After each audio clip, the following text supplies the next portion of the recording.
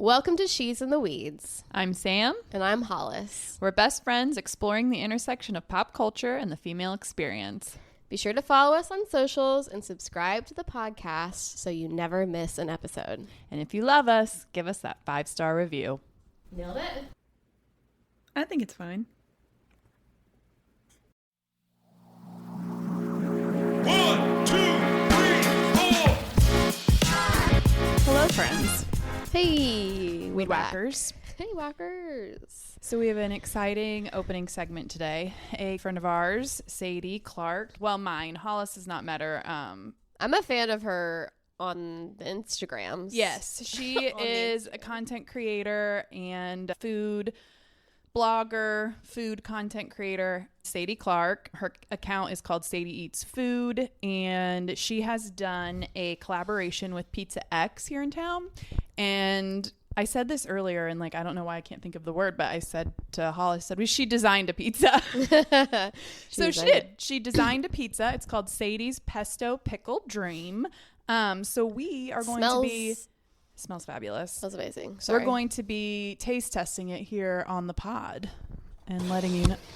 Get that ASMR, girl. Oh my God. She's a beaut. She really is. And it looks just like the picture online. So what do we got? Pickles, pesto, bacon, pickles, fresh garlic, extra maz. Are you kidding me? Bacon and pickle? I'm sold. I knew I was going to like it. Going in? Yeah. Let's get in there. Oh, yeah. Mm-hmm. Yep. A pickle's great. It's not too overwhelming. Yeah. We got the dog here. Oh, yeah. So he's really desperate. No, that's great. The saltiness of the bacon and the the brininess. Mm-hmm. The pickle go really well. The pickle of the pickle. Yeah. It's delicious. And the pesto. Good work. Yeah. Mm-hmm. Yes. Just fabulous. Yeah, Sadie. This is not to be slept on because this is not like a what would you call it? Not a traditional novelty pizza. This is really good. Yes.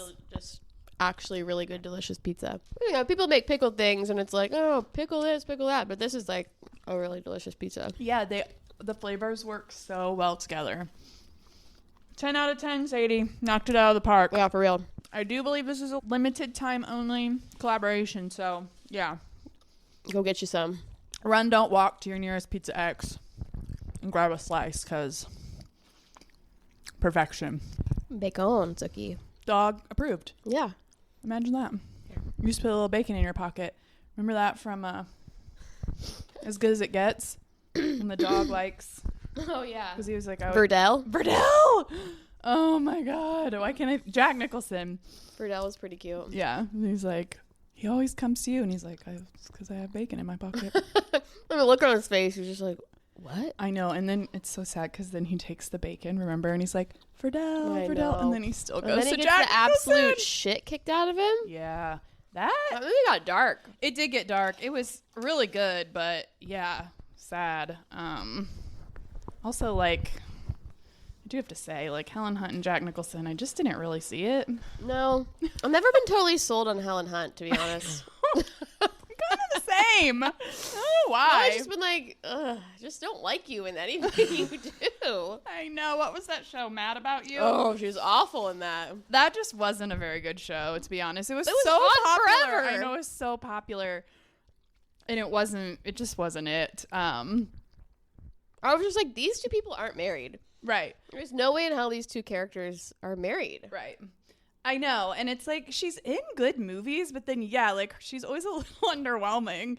Even Castaway. Wasn't she in Castaway? The ex-wife? And such a great movie. She just has no warmth or likability.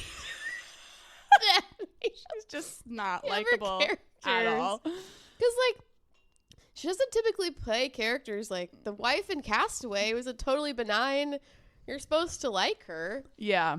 Or at least feel sympathize with her or of the complexity of her situation, thinking he was probably dead. And right. She did what anybody would have done. But for some reason you're just yeah, I know. Just a little cold. I know. But I guess, I don't know. People say that about women people all the time. Probably say that about me. I guess I shouldn't. Falling into the patriarchal traps already. And we are going to be talking about women in Hollywood later. So here we are, just saying we don't like Helen Hunt. Newsflash, we're talking about the patriarchy again. Imagine that. Okay, so anyway, moving on. I'm glad we went down that little Helen Hunt memory lane. Yeah. I do just have to say that I did have a major disappointment this morning. I got back from our workout to my house, and it's like just barely starting to get light, like, you know, civil twilight time. Sun hasn't actually risen yet. And I see this bird, and I'm pulling into our driveway, and I'm like, oh my God, there's an owl, a huge owl in this tree. And I was so jazzed. So I go out onto the deck where I can see it better, and I can just make out the outline of it. And I'm looking, and I'm like, oh wait, is it a hawk or an owl? And I'm like, no, it just, the way its head looked, I'm like, it's an owl. So I go in the house and I'm doing the normal morning stuff, and then I go to take my kid to school, and it's still there, and it had become light at that point. But it's far enough away that you can't make out like the details of it. I go back inside to tell my husband, like, hey, there's an owl out here in this tree. Like, you should come out and check it out or whatever. And he's like, oh, okay. So he goes in to get his phone. He's going to take a video. So I go on about my morning, taking my kid to school, and then I had a dentist appointment, and I pull into the parking lot of the dentist appointment. I open my phone, and he's like, it was a vulture. A vulture? I was like, no! Dang it. Family, get out here, stat. There's a huge owl. Look at this majestic owl in the tree. It's a fucking vulture. Just a regular old vulture. Just a vulture. They get you every time, those vultures. So yeah, that was a bummer. That is a bummer. Yeah, it would have been way cooler if it had been an owl. The story would have been way cooler if it was an owl. But, Be a you lot know, cooler if you did. we get fooled sometimes. Now, did he especially- trademark that? It'd be a lot cooler if he did. Yeah, I don't know. I didn't hear about it. Old Rory Who? Old Rory Cochrane. Woo! Rory Cochrane. Why is that so hard to Who's say? Rory Cochrane? Slater. Slater? Yes. Because on the last episode, we were talking about all right. Wait, the character's name is Rory Cochrane? No, that's his name in real life, the actor.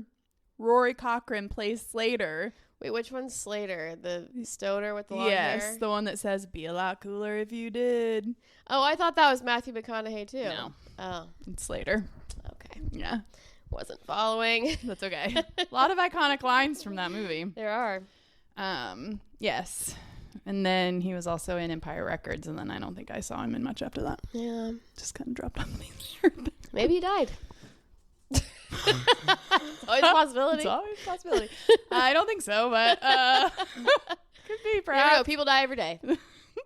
I had to delete Instagram because all the celebrities are dying, so there's a good chance he died while I had my Instagram deleted, and I just didn't even see it. I've come full circle, and I've accepted the fact that, you know, everybody dies. People die every day. And so you've stopped spiraling about your own death? Yep. And I just shout out things like, maybe he died instead.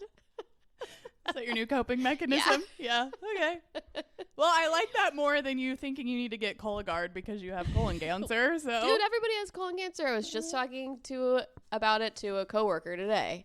She was talking about how much she's like trying to get her protein and fiber in, and I was like, I know, I'm on the creatine too. I was like, I know. she's trying to avoid colon cancer. She was like, everybody's got it. I was like, I know. I know the fiber is so hard. It is. And you rocked my world with the chia seed notion that you have to soak them in water first. What is that about? Who can do that? Who's sitting around soaking their chia seeds? I don't know. Like, I before they can't eat put them? one more thing on my plate. Are you Absolutely kidding me? not. Are you kidding me? I just put my chia seeds in a really nice jar. I'm not about to soak them too. Like, I have to think about the chia seeds and manage the chia seeds before I can consume the chia absolutely seeds. not. The best I can do is put them in yogurt and let them get jellified. Yeah. I'm not soaking them in water. And I mean, are you just not getting any of the benefit? I don't know. Who knows? I'm just going to eat them and hope for the best. I was so offended when I heard that news. I was like, excuse me? I also can't be bothered to do any more research. No, I just I know. can't. I know. You know, I already Research do it. fatigue. I do enough. Research fatigue. We do enough research for this podcast so we can bring you this riveting content. You're welcome. Oh, God. Speaking of riveting content, have you been watching the Dinosaurs? No, on Netflix? Yes. No, I see it, and I'm always like, ooh, I should watch that, but then I never do. Okay, so obviously when you have kids, you got to find things you can watch that everybody likes, and I tend to like the animal shows and documentaries. And when it came out, I was like, yes, something to watch with the kids that I'll actually like, because I can't do the kid movies and stuff for the most part. It is so fascinating. It's so wild to me. I'm like, how do we know this? And at one point, like 200 million years ago, something shifted with the earth and the weather, and it rained for 1 million years. Yes!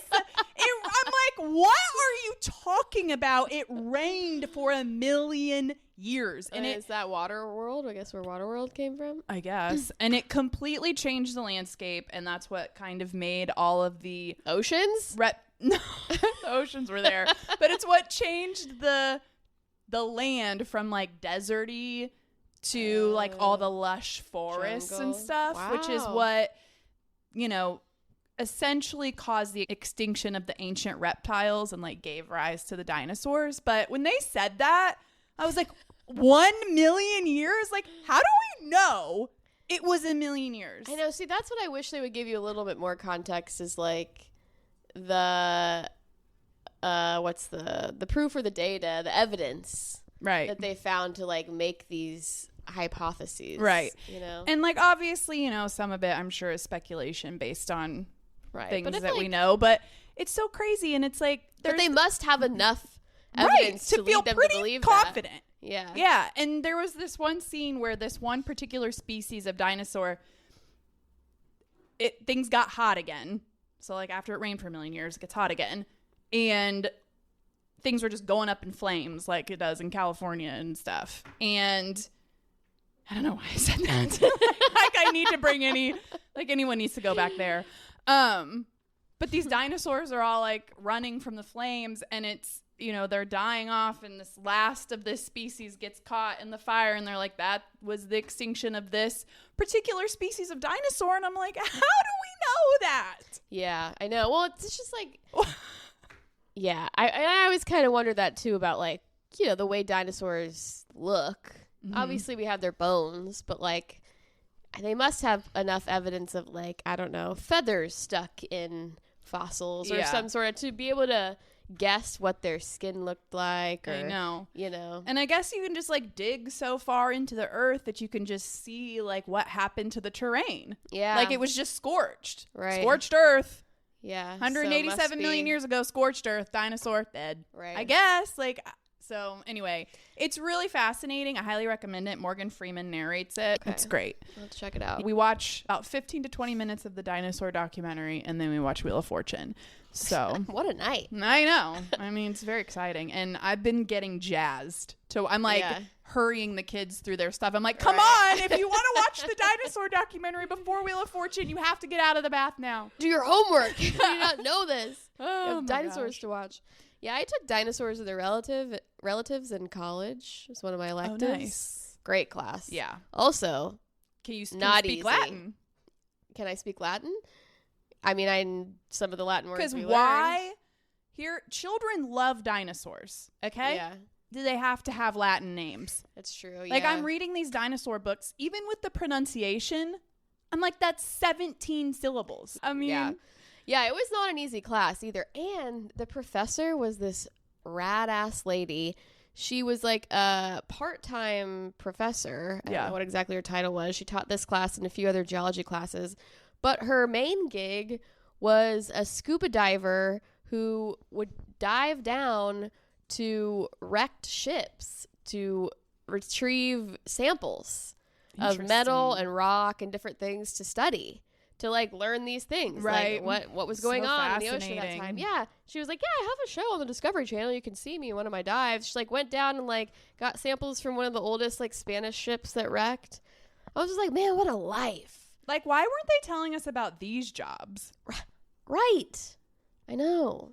Not that I would ever be. You know me. I couldn't get scuba certified to do it. She just seemed so happy.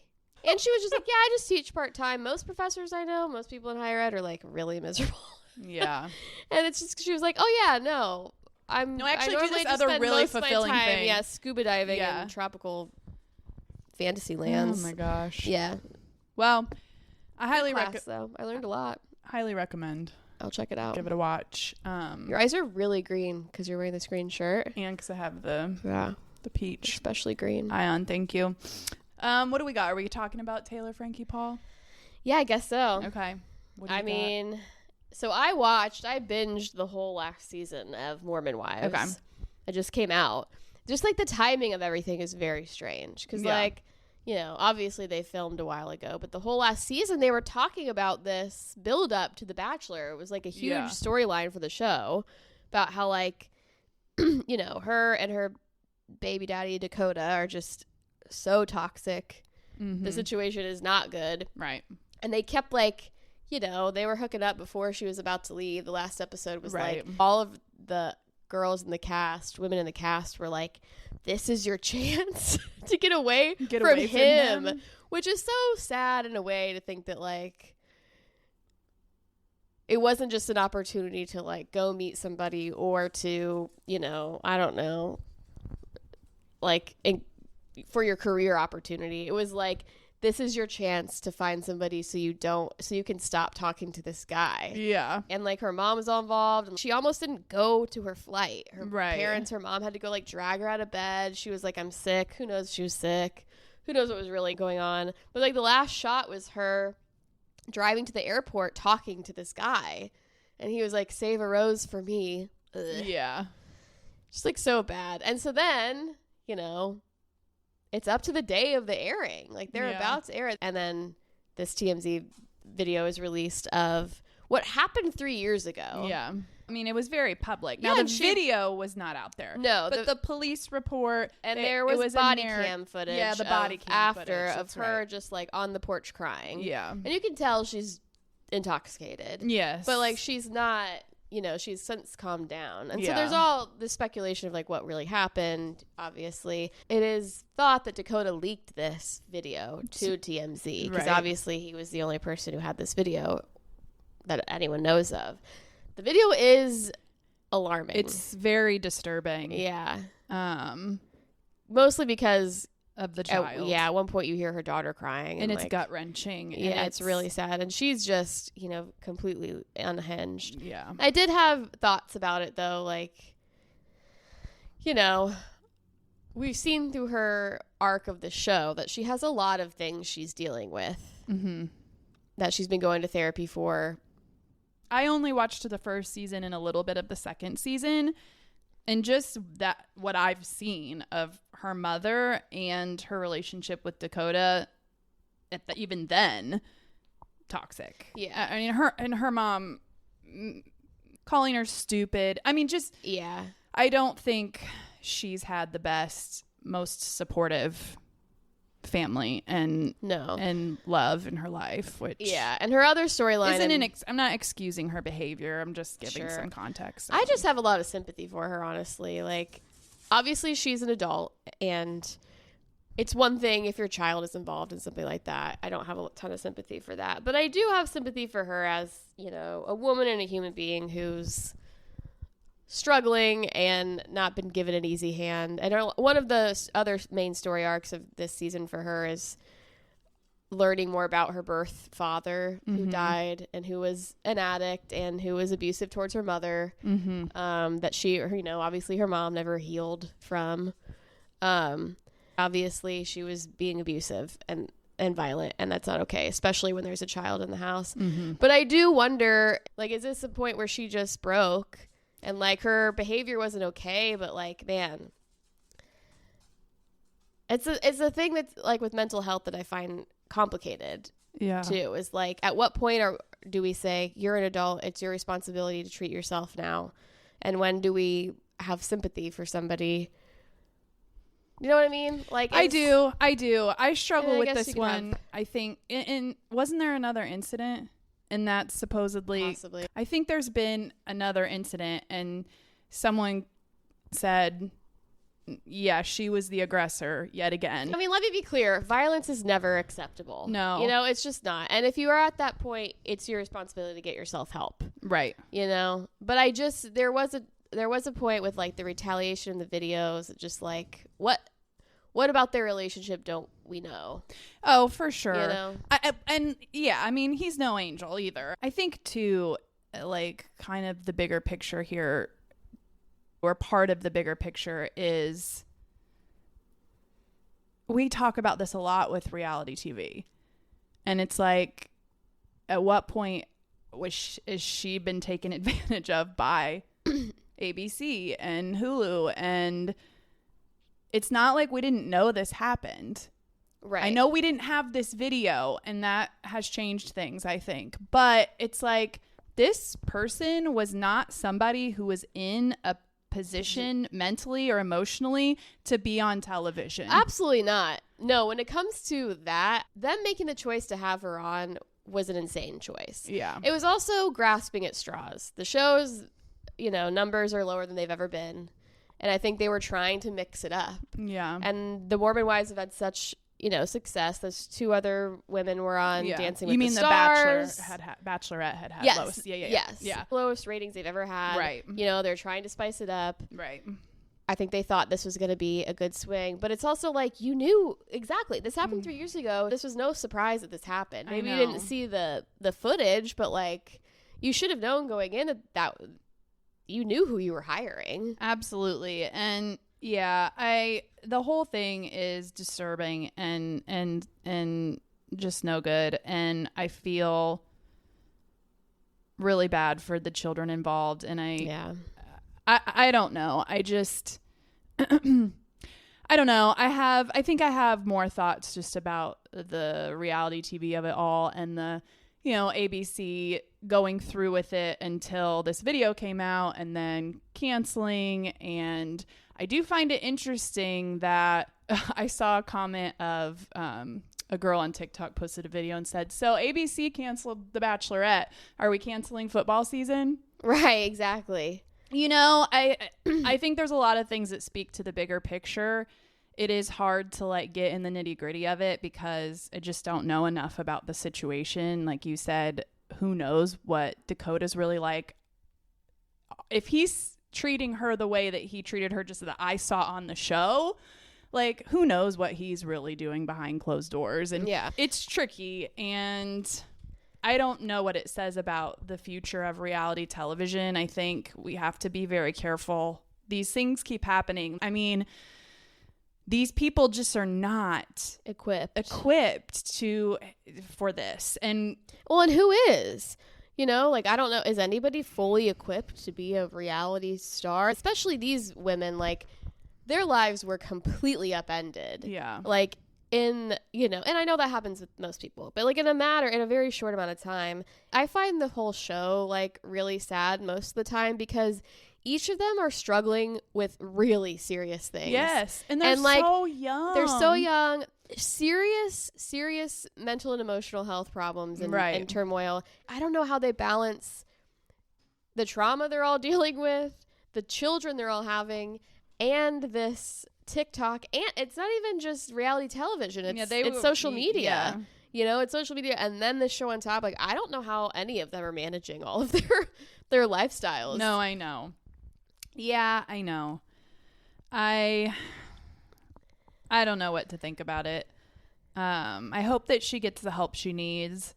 I don't think she'll be returning to the show. I think all of the other women have said they're not going to film with her. Yeah. It's probably like an ultimatum, like you have to get help. Yeah. Because are we just enabling you if we just continue? Absolutely. Because they're going to keep wanting Dakota to be on the show because it makes good TV. The conflict between the two of them. Because that's the thing. Watching this season, you're just like, if they don't get states away from each other, I don't know how each of them goes on. I don't know how she goes on, at least. Yeah. It's just, it's that like.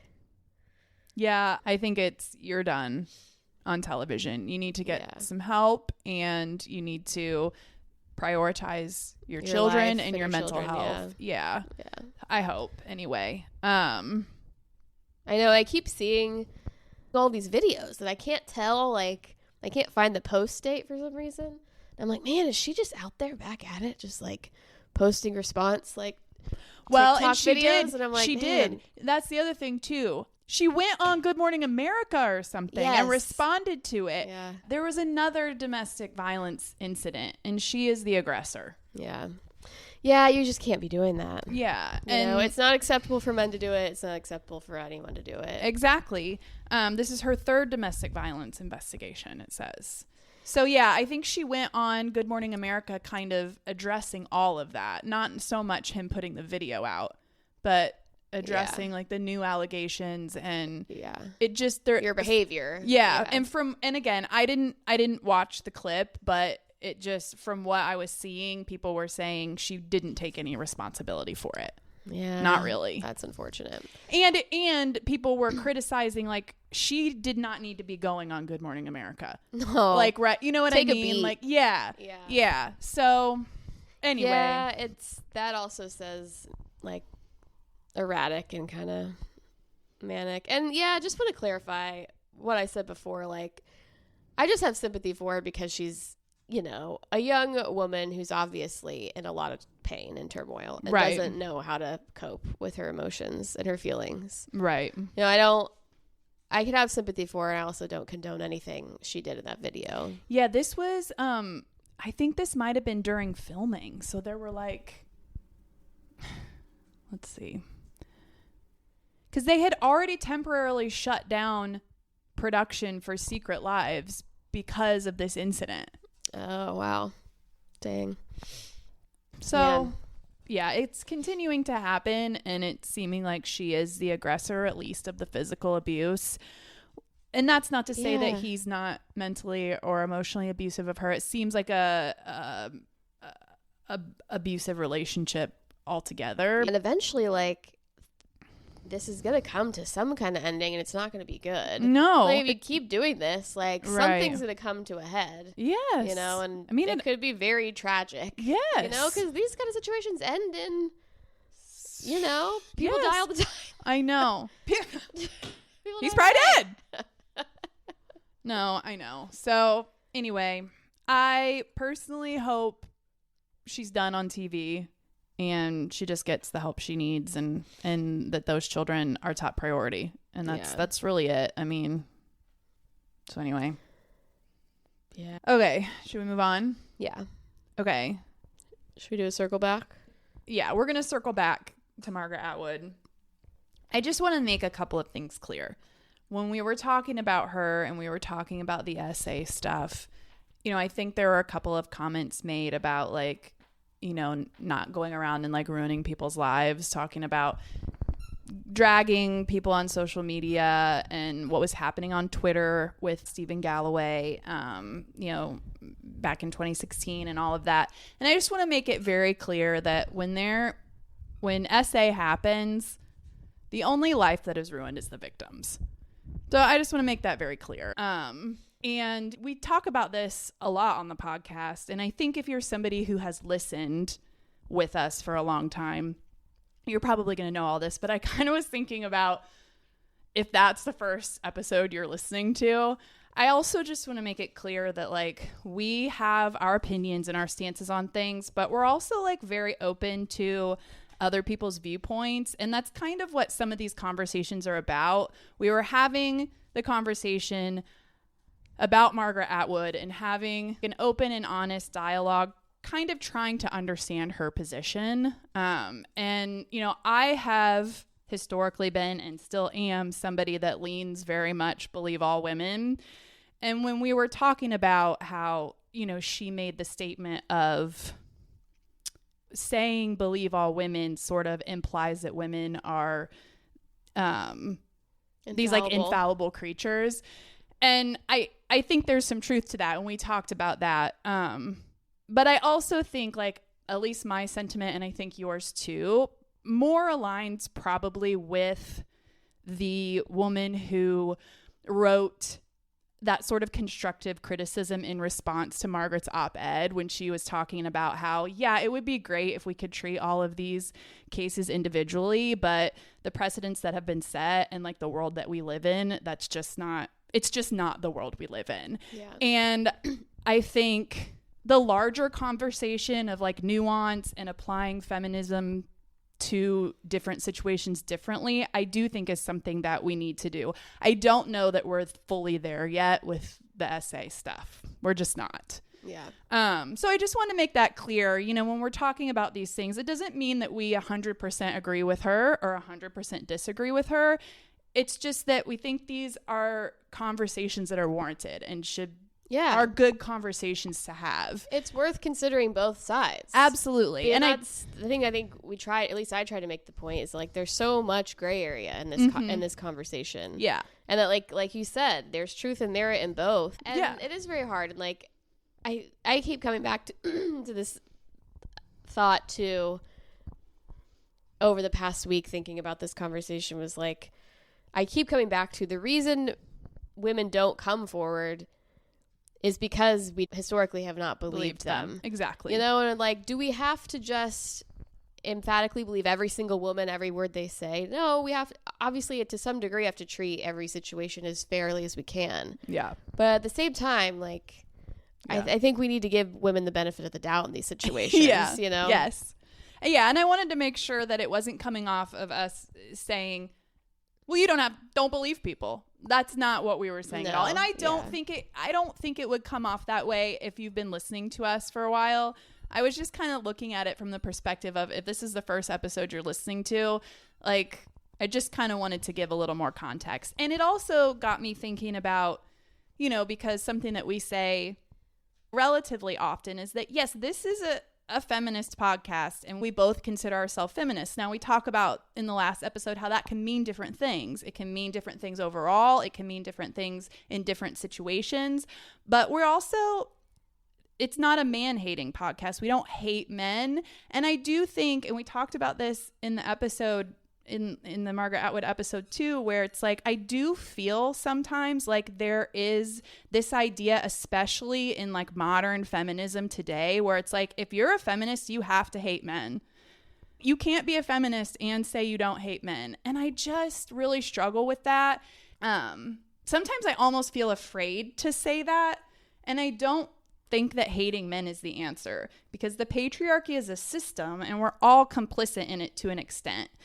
And, you know, we all, obviously, a lot of us at least, have men in our lives. Like, I am married. I have a husband who I love. I have a brother. I had a father. We have men in our lives. It's more about trying to break that system down. And I understand that men are going to be casualties of that because they built the system. Yeah. And I think it's totally fine to individually hate men. There are plenty of men that I hate. Are you kidding me? Absolutely. But just making a sweeping statement of hating men, I don't think is fair. And I think, I don't know. Sometimes I feel like those two things are synonymous in modern day feminism. And I feel like we see a lot of that online. And I don't know. So it's also, that's the kind of behavior that's perpetuated the patriarchy. That's exactly the tool men use to put women in a box. Right. You know, so it's like, if we're truly trying to be feminists, we can't, right, you know, use the same theory just in reverse. Yeah. You know, I know this whole idea of decentering men is in the forefront right now. Everybody's talking about this, decentering men, and like, what does that really mean? And I think there's a lot of people who equate that to removing men from your life. And for me, I don't really think that's what it is. And this woman was talking about it on TikTok in regards to, she's talking about how she's decentering men, but she's married. And she was getting some comments about like, well, you're not decentering men if you're married. And I don't know that I necessarily agree with what she was saying decentering men is, but it started to make me think about, like, how do I really think about decentering men?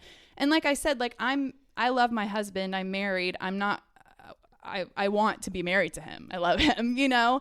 And for me, decentering men is more about me. It's more about decentering men from how I feel about myself, and decentering men from certain behaviors that I have and ways that I think about things, you know? Yeah. Does that make sense? No, 100%. I think about that all the time. I don't know if I've ever called it decentering men, but I think about this at work. It's like, do I value men's opinions over anyone else's? Exactly. And a lot of times I do, and subconsciously. Right. Because that's how we're all raised. Mm-hmm. And like, why do the opinions of men matter more to me than the opinions of anyone else? Yes. And why does their gaze give me excitement? And Right. No one else's does. Yeah. No, exactly. And so, yeah, I don't think to be a feminist and to be somebody who's decentering men, I don't think that means you have to hate men and completely remove them from your life. Yeah. You just have to remove them from the center of everything. Right. And stop making them the motivation for things, and stop making men make you feel a certain way about yourself, or how you value yourself, or how you find your self-worthiness, or how you conduct yourself in the workplace. Like, that's decentering men. And yeah, so anyway, at least that's what it is to me. Yeah. So I don't know. Listening back and editing that conversation just got me thinking about a lot of those things. And so I just wanted to circle back and make some of those clarifications, and then just sort of expand on some of the stuff that came out of it. Because we're always doing that, where we have conversations and then we're thinking about them. Yeah, I know. And I've been thinking about it all week and just been like, it's a topic too that it's like, I still get insecure. Like, I don't want to say the wrong thing. I don't want to come off the wrong way, because I don't want anyone to think I'm this or I'm that, because it is something that we're still working out, like, and because it's like you said with decentering men, feminism isn't clearly defined. Right. It is a little subjective depending on what kind of person you are and what you prioritize. Absolutely. And one isn't any better or worse than the other. And I think that's what we get lost in is like, what kind of feminism, what is the right way to be a feminist, which is basically, I think for me, the crux of what Margaret Atwood was trying to say. Right. Even if she, I wasn't totally on board with every point of defense she had for that. Exactly. And I feel like that's too something that when we started this podcast, we wanted to be, open and willing to hear other perspectives and actually think about them thoughtfully and have conversations. Yeah, talk them out. Not just listen to somebody who has a different opinion and be like, okay, but you're just wrong. And like, Yeah, and of course there are going to be things like that. Yeah. There are going to be opinions and things that we hear and we're just like, no, right. But you got to get in the weeds about it. That's right. You got to get in the weeds. It is. And I tend to do this. Sometimes I feel like to hear one thing so many times and just be like, well, that's it. That's the thing. Opinion, and not sit and think critically and hear the other side and, and think through and talk through all these things. Yeah, absolutely. You got to do it and with people in a space where it's like, that's an okay, safe space to do it. And I hope that's what we've created here, is that like, this is a time where we can bring all of our thoughts, even if they're not fully realized, to the table. Right. And try to work them out together. Exactly. Absolutely. Yeah. I think so too. So anyway, and I'm those of you who have been listening to us for a while, we circle back a lot. That's kind of our thing. Yeah. We should have just called it circle back. We absolutely should have. But the circle back is a segment. So there's the circle back on the Margaret Atwood conversation, and yeah. Nice. And who knows, there may be future circle backs to that conversation. Oh, I'm sure there will be. This is basically what we talk about ad nauseum, so I'm sure. Yeah. If you're still here, thanks. Okay, do we need to talk just quickly about the Southern Charm reunion? Oh, yes. It was just the first episode. Sookie. Yeah, it was just the first episode. So we're going to do a quick little reality check. I was absolutely appalled at Austin and Shep and Craig, the way they were talking about Sally. Are you kidding me with that double standard? Oh, I know. Disgusting. Get out your of here. Your body count and you're a bar rat. I know. Thank God for Madison. Not the body count. Ugh. Everybody's reaction to them. Are you kidding me? And Andy called him out too. It's like, you have a pretty high body count too, my friend. Like, I know, but I even felt like it was pretty soft. It was soft, and I don't understand. Andy has a strange affinity for the core four. He really does. He doesn't treat, like, if Jax had said that, Andy would have laid into him. Yeah.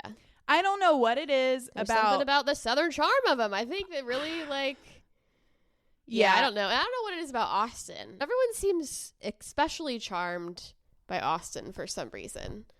Yeah, I just couldn't believe it. I was like, really? In 2026? I know. You are going to say and he wouldn't fully say that he was embarrassed of her, but like, you're literally going to sit here and say, well, he didn't take you seriously because you're out running around at the bars being a slut, basically. Yeah. Also, like, what? She should have clapped back so hard. She would have had. They're the ultimate F-boys. I know. Are you kidding me? I know. You don't want her because of the same thing that you do. I'm sorry, but you know what it's giving? Which we can talk about this. I think we should talk about it. We kind of went back and forth and I said I'll watch it. I haven't finished it yet, but I've been watching that Manosphere. Oh, yeah. So the Austin double standard of it all, it really is giving that Manosphere bullshit of all the men's DNA staying in your body. Oh, God. Oh, my God. Yeah, that Are was you insane. kidding me? If you haven't seen that, peak insanity on that one. Yeah. I think we should talk about the documentary on another episode. We don't have time today, but no, that was outrageous. And also, like, it also went on. And like, then he just tried to be like, oh, well, you're not going to guilt me into dating Sally. Nobody's doing that. Nobody's doing that. You need to quit being a piece of shit and stop doing whatever it is you're doing together. Right. Because you obviously think you're too good for her. Yes. So, like, what are you doing? Oh my God. Yeah, I can't believe she's hung on for so long. It's like, what do you see in this guy? Also, he's stringing you along. Yeah. You could date literally anybody you want. Horribly. I know. And that's the thing too, is like, okay, sure, is Sally a little like out there with her, you know, quote unquote throwing herself at Austin and like making, sure, but also it's a bit. And also, she's extremely smart, has a very successful career, is beautiful. Like, what?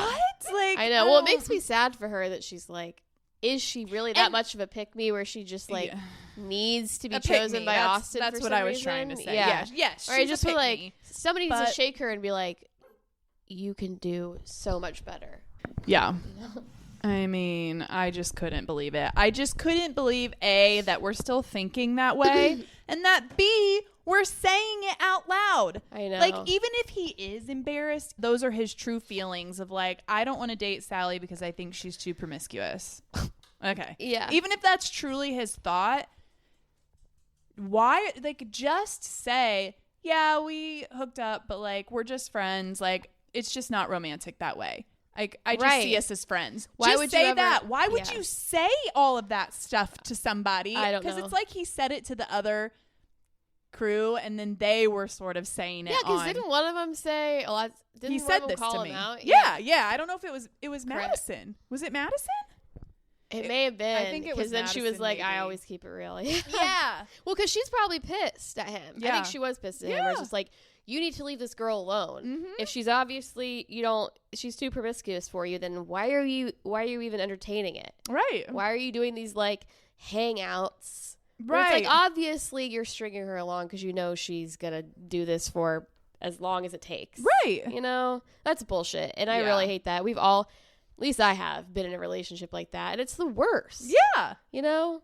Yeah. And it's like, you're too old for this. You are not a young 20-something. No. You are a adult man. Get it together. Exactly. I know. That was, Yeah. Also, the empath spray from a magician. Oh my God, Craig. Like, at least he's entertaining. I mean, Empath spray. I'm an empath. Oh my I'm an God. empath. Oh my God, his voice. I wonder if Paige like ever sees clips of that and And just is like, thank thank God. I can't believe I dated that guy. I want for to so know long. how long she was just putting up with it. I know. Like, how long did she hate him for? Yeah. Oh, speaking of Paige, this is in reality TV, even though she's not on reality TV anymore. Perfect segue. So I really, really loved this. Okay. I don't listen to Giggly Squad as much as I used to. But I saw a clip of an episode they did recently. So not too long ago, she got Botox for the first time. Okay.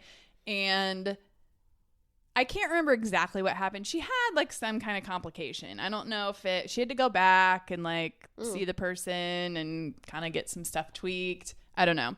So anyway, she was saying in the clip, she was like, yeah, I don't think I'll ever get Botox again. And she says, yeah, it's not worth it.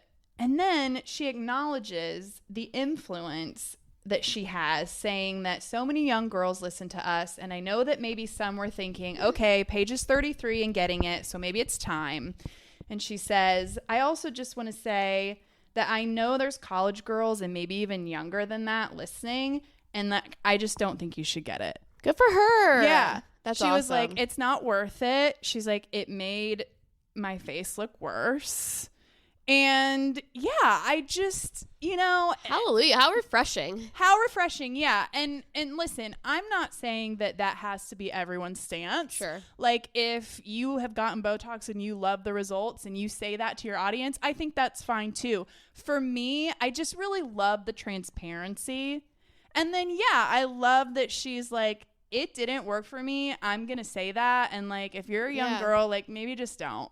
Yeah, it's also okay to try things and then just be like, no. Right. Not every beauty trend or, fad has to work for everybody. Exactly. I know. And that's one of those things like, and that would be me. Like, I'm the person, because I'll admit, I've thought about it. Mm-hmm. My mom got Botox once. I didn't notice a huge difference, but I would be the person that would get like botulism or whatever it is. Right. You know what I mean? Like, I just know myself, and like I would probably have a bad reaction to it. I know it's very rare, but yeah, I mean, it was so nice to hear, because she is so influential. I mean, they have one of the top podcasts in the world. Yeah. They have like millions of girls listening to their podcasts. And so, and Paige has they've always been transparent about things, and she's been talking a long time about, I know I'll get it one day. I'm not ready yet, but I don't know. It was good to hear. Yeah. Like, no, that amen, is. sister. Yeah. And just be like, I'm still going to be just as hot. Yeah. Still going to be just as desirable. Yeah. Yeah. Yeah. I love that. Good Absolutely. for her. Yeah. So anyway, good segue. Okay. Do we need to get in the weeds? We need to get in the weeds. Yeah, probably. Yeah. Oh, wow. Okay. So today we are talking about just sort of the different things that have happened in Hollywood with women who have been critical or spoken out about things, and kind of what happened to them in their careers for being vocal about things and being labeled quote unquote difficult, or just honestly too, some women that just like really got successful quickly, and just sort of the trajectories of their careers versus some of the men. I just think it's interesting. We are going to go through it kind of quickly just because we are a little short on time, but I think the one that sticks out the most, at least for us when we were talking about this topic, is Katherine Heigl. Yeah. Who just literally disappeared from Hollywood. And she was like on the cusp. Oh my gosh. She was, I feel like, about to like really blow up. Oh, absolutely. She was on Grey's Anatomy, and we're not going to. Maybe she already had blown up. I don't know. Maybe it's fair to say she was already a star. But she was definitely a TV star. Yeah. And then she made the jump to film, and I think really was about to blow up in film, and then this happened. Yeah. Okay. So, and we're not going to go into a ton of background on these people, like you know who they are.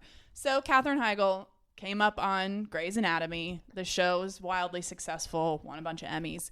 And then she was in Knocked Up. Okay. Yeah. And then she was in 27 Dresses. A sleeper. Then she was gone. Yeah. Literally gone. Okay. Was in nothing until like a couple of years ago when she was in that Netflix show, Firefly Lane. Okay.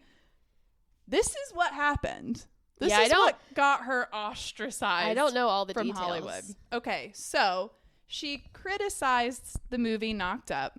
In a Vanity Fair interview, she labeled the hit movie sexist for its portrayal of women as humorless shrews and men as lovable goofballs. Okay, and this created obviously a rift with Judd Apatow and Seth Rogen. She's not wrong. She's not, no. And if you remember certain things from the movie, like especially with Paul Rudd and Leslie Mann, that scene where she's like, oh, so I'm the crazy bitch because I'm worried about predators in our neighborhood, and you're just like cool and funny because you don't care. And he was like, basically.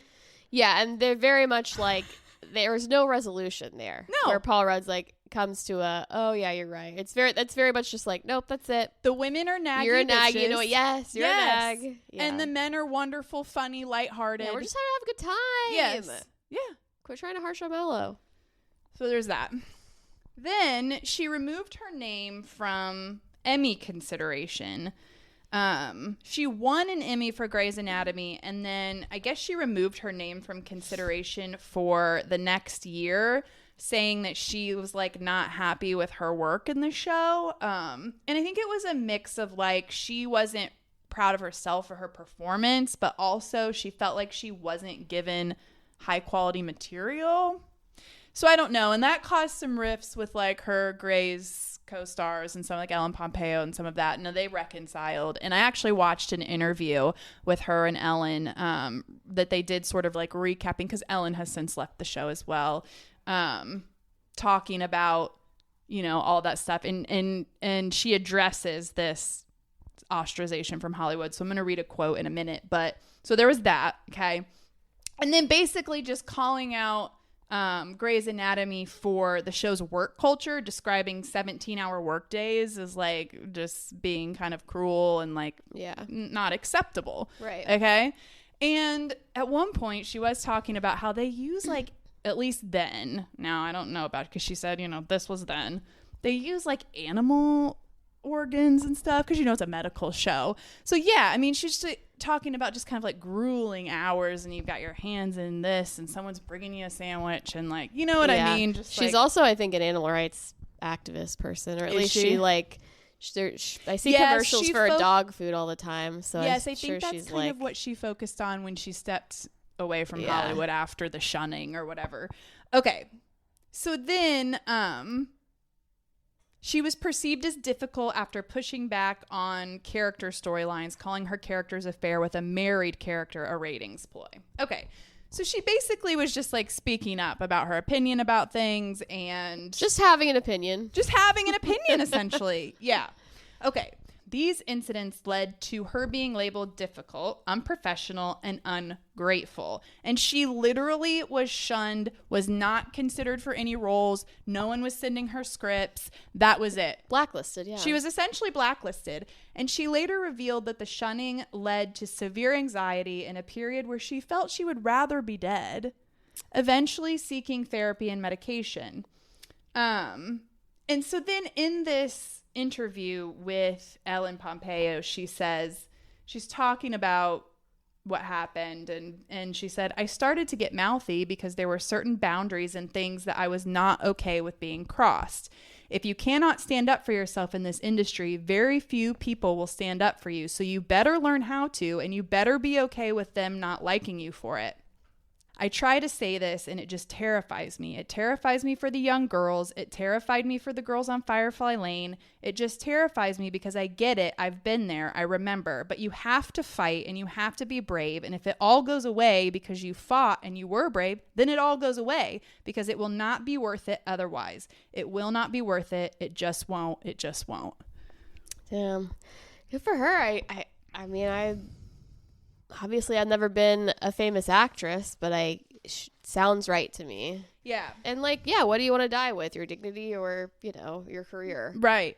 And, you know, and you guys, not everyone would want the same thing. But she had some opinions. Well, it's not even like, I know exactly. It's and that's crazy. What's so funny too is like, it's not like she just came out and was like, PSA, unsolicited. Here's my thoughts. She's in an interview. Somebody asked her a question. Yes. They literally asked, what is your opinion on this? And she gave it. Right. And like, she gets crucified for it. It's crazy. Right. So then, it says, in a post-Me Too era, many have reassessed Heigl's comments, arguing she was a strong woman who was punished for drawing boundaries and speaking her mind. And so then she kind of had a career resurgence with leading roles in the final season of Suits and then the Netflix hit series Firefly Lane. She never transitioned back into film. Yeah. And I mean, I know the landscape has changed since then. Big stars are doing TV now. But I mean, yeah, she was blacklisted essentially just for having an opinion, which is so crazy. Yeah. Okay, so the next casualty over time, which I feel like we talked about on a previous episode. Yeah, absolutely. Like, yeah. Well, because we talked about not Joan Rivers. Joan Rivers, not Joan Rivers. Yeah. Joan Rivers, yeah. Yeah. On the late night episode. Yeah, because I feel like if, you know, 5 years later, it wouldn't have been a big deal. People would have been like, hell yeah, Katherine Heigl. Yeah. That's right. We should be working 17-hour days. Right. Chaperone. Yes. Right. Okay, so my next example is Megan Fox. who suffered a significant career dip after describing director Michael Bay's demeanor as dictator-like during the Transformers filming. So her career trajectory is often cited as a prime example of Hollywood blacklisting, following her public fallout with director Michael Bay. While she was one of the biggest stars in the world in the late 2000s, her career significantly shifted after she spoke out about her experiences on the Transformers set. And like, I remember this. Yeah, me too. Yeah. I feel like it just popped up too. I think I just saw it like recently. Yeah, probably a lot of these things are like starting to circulate again where we're going, what were these people thinking? Right. The most pivotal moment in her career occurred in 2009. And again, this was in an interview with Wonderland magazine, where she compared Michael Bay's directing style to that of Napoleon and Hitler. All right, I mean, little more opinionated maybe than Katherine, but still. And said that he was a nightmare to work for. Following these comments, she was famously removed from the third film. While reports varied, Michael Bay later claimed that executive producer Steven Spielberg insisted she be fired immediately. After her departure, anonymous crew members published a scathing open letter. They labeled her thankless, classless, and graceless, further damaging her professional reputation in the industry. And of course, Megan Fox has also spoken out a lot about feeling dehumanized and objectified by the industry from a very young age, about it all being about her looks and her body and her sexiness. Mm-hmm. And this is all nuanced too. And like, you know, we don't have time to get into it today. It could maybe be a weeds topic for another episode, but like some early experiences. She was cast as an extra in the Bad Boys 2 movie at age 15, where she was made to dance under a waterfall in a bikini. God. Okay. And the constant scrutiny and sex symbol branding led to what she described as a psychological breakdown around the release of the film Jennifer's Body in 2009. She felt she couldn't be a sympathetic victim because of her public image, leading to her retreat from the spotlight for years. In recent years, there's been a significant reevaluation, of course, of how Fox was treated by both media and the film industry. And she did eventually reconcile with Michael Bay, and he cast her in the 2014 Teenage Mutant Ninja Turtles movie. And she continues to work, but her career has never returned to what it once was. Yeah. Not really. You know, I mean, she kind of became more of a personality with Machine Gun Kelly. I mean, she was in a couple of Randall Emmett films, I think. But yeah, I mean, it never returned to what it was before that. Yeah, she was going to be a blockbuster star. Oh, she yeah. was going to be in all the big absolutely. movies. Yeah. Yeah, and going back to what you said, too, about, like, her seeming thankless and ungracious. Like, that's it. Women are just expected, no matter what the conditions are, you better be thankful you're even here. Exactly. Just be grateful to have anything. Yeah. Let alone something Absolutely. Great. Like, how dare you? A man would never be fired for saying that. Now, a man would never really be called out for being ungrateful. No. You know? No. Oh, you weren't gracious enough? Yeah. No. Absolutely not. And like, I could see there maybe being like a little bit of rabble headlines like, oh, so-and-so said this about this director, but he would not be fired. Certainly not. And like you said, he would never be labeled ungrateful. No. Yeah. No, absolutely not. Also, just a side note, if you've not seen Jennifer's Body, it's great. It's fabulous. And it's interesting because it was a total box office flop. Commercial flop, but it's a cult classic now, and it's actually like a feminist cult classic. It's an amazing movie. If you haven't seen it, I highly recommend. Okay, so now we're getting into more. Those are women who were essentially blacklisted or not able to get work, or their careers were severely damaged from just speaking out with opinions. Okay, now we're going to get into more women not being able to get work just simply for either being too likable or too successful. Okay. No. So Jennifer Lawrence, and hers is kind of both speaking out and being too likable, because she did in 2015 publish a widely discussed essay titled "Why Do I Make Less Than My Male Co-Stars?" And this was when it was revealed that she was paid significantly less than her male counterparts in American Hustle. Okay, so she did open up a dialogue about that, which many women have done throughout history and have been penalized for it. Yeah. She admitted that her initial failure as a negotiator was rooted in a desire to be liked, of course, She hesitated to push for more because she didn't want to seem difficult or spoiled, labels she noted her male co-stars seemingly never worried about. Of course not. Yeah. A man has never had a fear of negotiating a salary for fear that he will not be liked or that he will be deemed undeserving of that salary. Right. It just doesn't happen. Yeah, because that's their whole point of existence, is to be the provider, if we're Of course, asking Scott. Scott Galloway. Yes. So Lawrence argued that when she expresses her opinion bluntly, the same way men do, she's often met with reactions that suggest she is being aggressive or offensive. Lawrence also shared specific instances where standing up for herself led to direct threats against her career. She recounted an incident where, after confronting a director for inappropriate behavior, a producer pulled her aside and called her unruly. Following this confrontation, she was labeled difficult and a nightmare. This experience left her terrified that she would never be hired again, a fear she believes prevents many other women in the industry from coming forward. Okay, so that was kind of how she was penalized for speaking out. Now, she also kind of had this duplicitous experience where she also was too relatable and too likable. So then people started to view her relatable persona as a shtick, and she began to face backlash for having a fake and put on likable personality, and public opinion of her flipped almost overnight.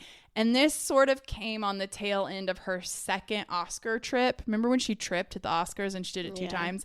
And so there was all of this, like, suddenly, almost overnight, this backlash of, like, she can't be this cool girl who, like, eats pizza and, like, makes fart jokes and, like, is tripping at the Oscars. And essentially she was too relatable and too likable. So people were like, nope, gotta cut her down.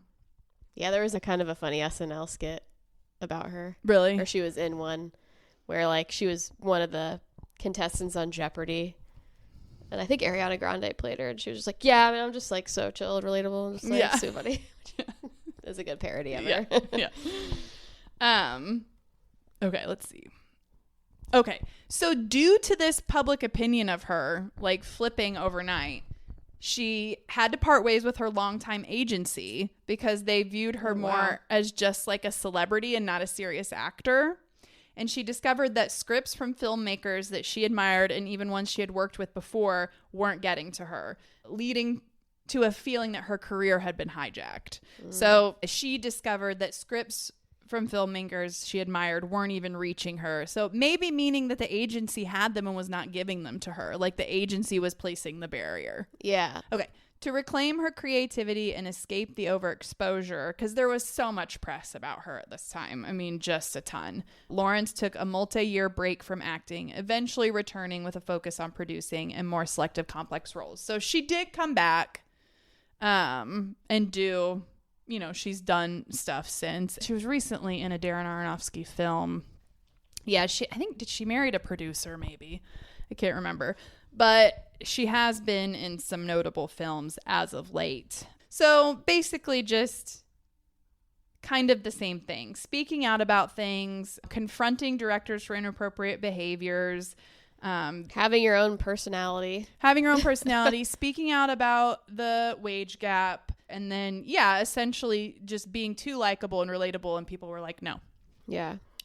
So now we're going to move into essentially somebody just being too likable and too successful. There's this term called, have you heard of tall poppy syndrome?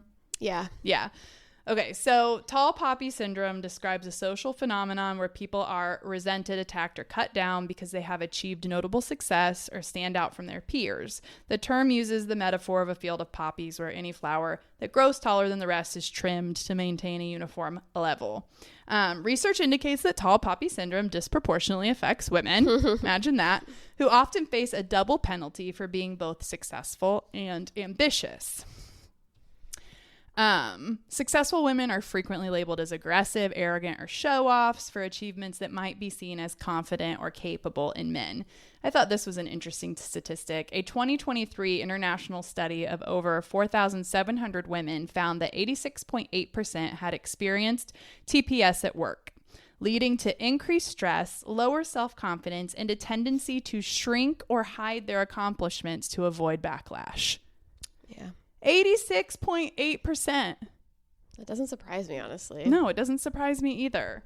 And then I found this interesting too, where it says, because we talk about this all the time, or we've internalized misogyny so deeply, while men in leadership are statistically more likely to undermine successful women, women may also cut down their female peers, a behavior sometimes called queen bee syndrome, often out of a fear that there is only room for one at the top. And we've talked about that in previous episodes.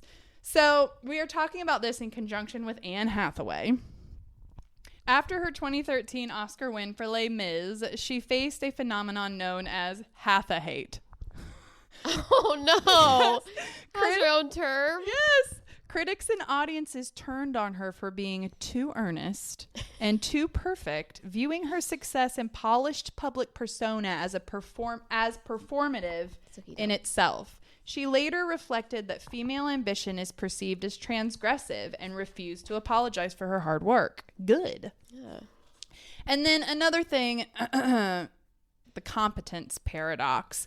Many researchers and industry insiders describe a competence paradox where women are encouraged to excel but are then penalized if their high level of success threatens the egos of those in power. This can lead to a slowdown in project offers or being sidelined once they reach a position where they might be in charge. So Bette Davis is a good example of this. She was a massive star in the golden age. She was repeatedly suspended without pay by Warner Brothers because she demanded better roles and more creative control. Bette Davis, a queen before her time. And if a man was doing that, they would just be seen as successful and ambitious. Yeah. Her refusal to be a compliant, successful actress led to a high-profile legal battle against her studio contract. That's crazy, Insane. man. Other notable stars who have experienced the competence paradox: Beyonce, Madonna, Viola Davis. Mm-hmm. Okay, so now let's get into some of the men. And let's see what the men had to do for these things to happen. Okay, so one notable man who seems to have been treated very similarly to a woman, except his is more almost kind of how some of the Me Too women were treated, is Brendan Fraser. Okay. Fraser was a major star in the late 90s and early 2000s, but saw his career decline. And when we say decline, became non-existent for quite some time. Oh, yeah. After he alleged he was sexually assaulted by Philip Burke, then president of the Hollywood Foreign Press Association, in 2003. Fraser believes his resistance and subsequent reporting of the incident led him to be iced out of major roles and HEFPA, Hollywood Foreign Press Association, events for years. Damn. That is tragic. Yes. And of course, obviously we know women have been penalized throughout Hollywood for making allegations against men for sexual assault and harassment. I didn't include those in this because this is more about women being blacklisted for basically doing nothing. Yeah. And the list would be too long. And the list is so long. And we know so much about those already just because of the movement and everything. But I did find that interesting that Brendan Fraser was also Me Too'd. Yeah. And we kind of talked about how men can be victims of this too. And he was blacklisted, I think James Van Der Beek also experienced something like that. I don't know if he was blacklisted, but he also came out that he had been sexually assaulted by a woman in the industry. Yeah. Yeah. Interesting. This was obviously a man, Philip Burke. So, yeah. Yeah. Not saying that it was exactly I was just making a distinction. Yes, this was an accusation against a man. So, never mind. No, go ahead. I was just going to say, if a woman had made that accusation, it probably would have been, she would have been blacklisted, but it probably wouldn't have been as big of a deal. I would imagine, like a man accusing another man. I feel like there's another layer of insecurity there and absolutely scandal and, yeah, for sure. Okay, so this one I found just funny. So George Clooney, okay, he's standing up for somebody on set, right? So basically some of the same stuff that these women, essentially the same thing Katherine Heigl did, kind of just standing up for what he believes in here. He physically physically confronted. I don't really know what that means. Like, did he put his hands on him? I don't know. It says physically confronted director David O. Russell to protect crew members from the director's verbal abuse and physical aggression, while Clooney's stardom protected him. Clooney's stardom protected him. No. The fact that he's a man protected him. He described the experience as hell and has remained vocal about the importance of standing up to toxic behavior on set. So nothing happened to him. Right. Nothing. And then I found this one kind of interesting, Marlon Brando. And I just want to say these were the only 3 examples that came up. Really? Wow. That's pretty sad. Okay. Marlon Brando famously stood up to the industry's treatment of Native Americans by refusing his Best Actor Oscar for The Godfather in 1973. His reputation for being unmanageable and making extreme creative demands like refusing to memorize lines often overshadowed his activism and led to long periods of being difficult to cast. So, who knows? I don't know what being difficult to cast means. Like, he was still working, it sounds like. I mean, yeah. So I think he was like a method actor. I think Yes. there's lots of stories of him just being like, just generally intolerable as a guy, but yes. But yeah. was still a huge star, and Oh, I for don't sure. think Undeniable, yeah. I don't think it hurt his career much. No. The men who have And he had to have a lifetime and a whole career's worth of being a pain in the ass. For right anyone to for maybe someone not, to write one sentence about him, yeah, or and for that's- someone to maybe not give him the part. exactly. They're at the end of the day, they're gonna say, "Well, he's Marlon Brando." Exactly. But they don't do that for women. No, no one said, "Well, she's Katherine Heigl." Yeah. So the men who were truly careers gone, similar to some of these women, and it is similar because some of them have started to come back, okay, are the worst of the worst. Kevin Spacey, Yikes. Harvey Weinstein, Armie Hammer, Isaiah Washington, who was also Grey's Anatomy, was fired in 2007 after using a homophobic slur during an on-set dispute. Despite apologies, he struggled to secure high-profile work for years. Okay, used a homophobic slur. Bill Murray, okay, we know about him, following allegations of inappropriate behavior involving younger female coworker. Michael Richards, after a racist tirade against hecklers at a comedy club in 2006. Okay, yeah, so it was pretty bad. Racist tirade. Mel Gibson faced a decade-long industry freeze following a 2006 DUI arrest where he made anti-Semitic remarks, followed by leaked recordings of racist and violent threats towards an ex-partner. Real bad, too. Charlie Sheen, who we know, Tiger Blood, okay? And then Will Smith following the Oscars slap. So men literally have to assault somebody or go on a racial homophobic slur tirade for anything to happen. Yeah. And all Katherine Heigl did was say Knocked Answer Up a was question. sexist. Yeah. Yeah. Was tell the truth. So anyway. I know that's disappointing about Knocked Up because I do like that movie. I know, I do too. I'm a big Seth Rogen fan. I know. And who knows what he would have to say about that now. Yeah. But I feel like he's usually pretty like self-aware and like I know. Well, he cut ties says- with my old Hollywood crush, so I had to give up my crush because he's a big fat James Me Franco.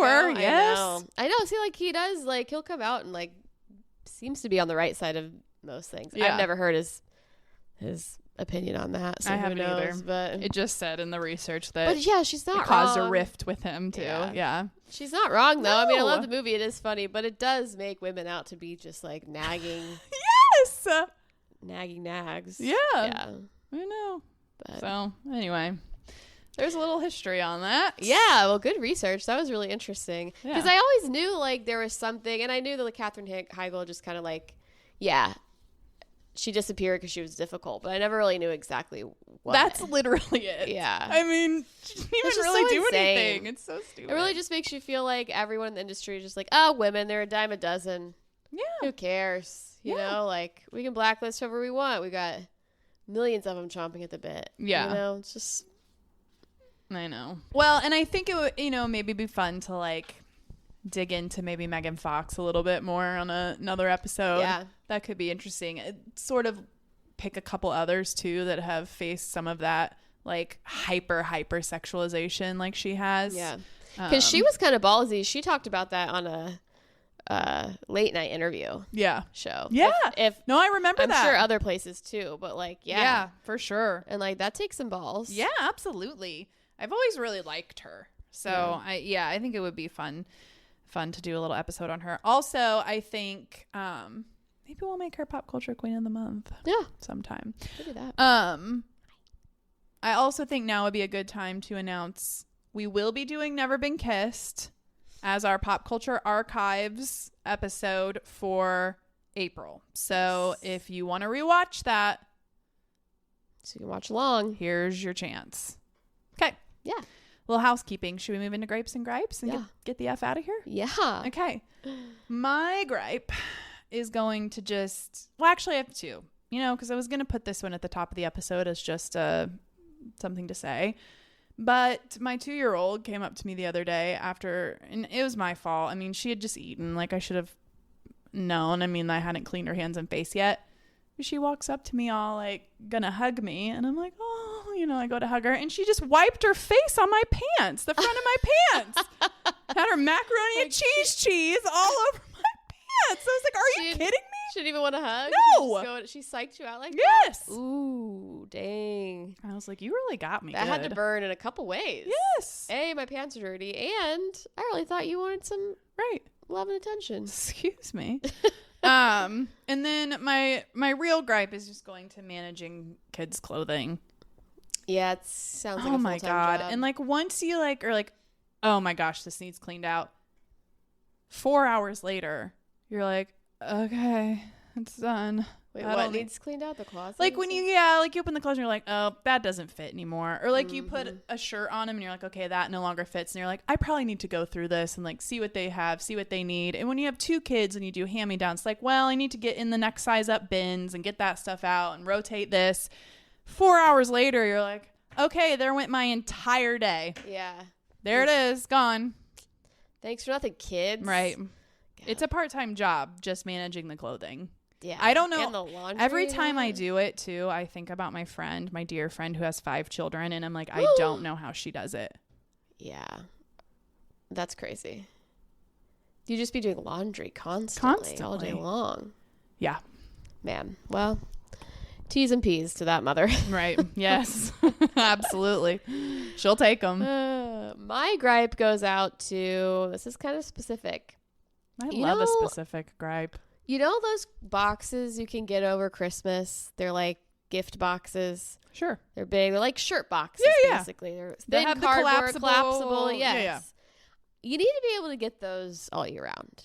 I really can't find them anywhere. I wanted to pack a gift that was, it was an item of clothing. It was kind of bulky. I really wanted to put it in a box because I wanted there's something about taking something out of a bag that's just not as satisfying with certain items, Yes. I really wanted there to be like a moment. Yes. And I couldn't find a freaking box anywhere.